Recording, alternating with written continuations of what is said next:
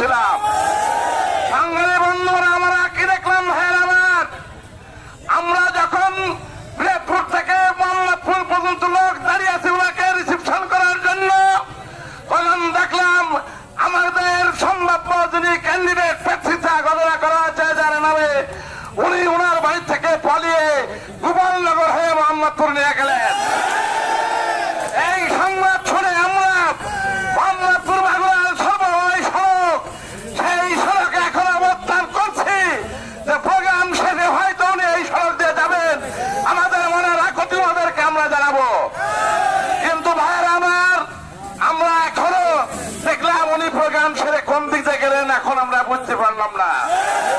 আমরা দীর্ঘ 2 ঘন্টা থেকে 3 ঘন্টা মহাসড়ক অবস্থান করছি।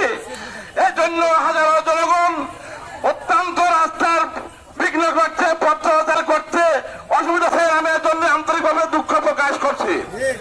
পরিশেষে একটি কথা বলতে চাই, আগামী 18 তারিখে আমাদের যে প্রোগ্রাম আছে, আপনারা হয়তো মনে করতে পারেন আমাদের আরেকটি প্রোগ্রাম চলতেছে আজকে শালিখায়, সেই প্রোগ্রামে ওনার কোন সম্বর্ধনা দেওয়া হচ্ছে আমাদের কাজী সলিমুল্লাহ কামালের।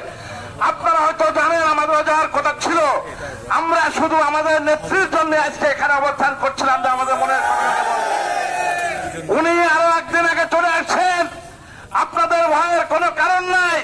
অবশ্যই উনি উদ্যতন নেতৃত্বের আমাদের অবস্থা জানবে, ওনার অবস্থা বুঝবে এবং আগামীতে উনি চূড়ান্ত মনোনয়ন পাবে, এটাই আমরা আশা করি।